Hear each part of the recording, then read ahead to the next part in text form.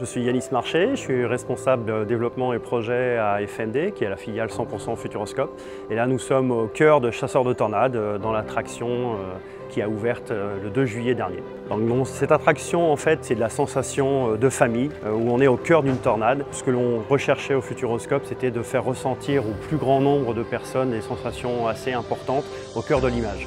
Alors ça a été un défi technique pour plusieurs raisons. C'était de croire à ce que l'on proposait aux visiteurs sans qu'on puisse le voir quelque part, parce qu'on a tout créé de toutes pièces. Jusqu'à présent, c'est notre plus gros projet LED. On parle quand même d'un projet qui fait 17 mètres de long. Je pense qu'il n'y a pas beaucoup de qualificatifs qui permettraient de définir vraiment la présentation de ce projet, sa mise en place et son déploiement jusqu'à aujourd'hui. Alors l'intérêt de la LED, elle est multiple. Déjà, le rapport de contraste, l'image, le piqué de l'image. Il faut s'imaginer qu'ici, on est en résolution totale 21K. On a 66 millions de pixels dans cette attraction-là, c'est assez incroyable.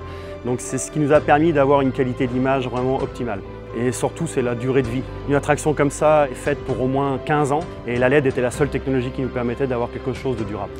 Ce qui a permis de faire le succès de ce projet, c'est avant tout le rapport humain qui a été très qualitatif. Quand on a eu l'accord de notre direction de travailler avec Samsung, tout a été affaire d'hommes en fait. On connaît très bien les équipes de chez Samsung. On avait eu des expériences passées qui nous avaient déjà conduit à travailler avec les équipes FMD. Donc ça nous a permis de gagner du temps et ça nous a permis aussi de fluidifier notre communication. Et je pense que c'est la clé de voûte qui a fait que ce projet a été un réel succès. Et ils auraient pu croire que c'était farfelu ou que c'était encore un projet imaginaire, mais non, ils nous ont cru et ils ont bien fait parce que grâce à eux, on a pu imaginer tout ce facettage qui permet de faire un écran cylindrique avec des écrans qui sont en fait rectangulaires. Il faut savoir aussi qu'on était dans une période qui était particulière puisqu'on était entre 1, 2, 3 périodes de confinement. Donc il a fallu non seulement livrer avec des délais très courts et suivre les différentes étapes du projet jusqu'à l'inauguration, jusqu'à sa fin. Et on a réussi. Un autre défi que l'on a rencontré, c'était de faire rentrer les visiteurs dans l'attraction. Et pour cela, nous avons donc imaginé des écrans coulissants. On a fait 4 portes coulissantes, une porte pour l'entrée et derrière moi, on peut voir une autre porte qui bouge, qui est la scène numéro 1 où derrière cette scène, on a du live parce qu'on a des images qui se mélangent avec du live. Un client comme le Futuroscope, c'est extrêmement stimulant, très créatif.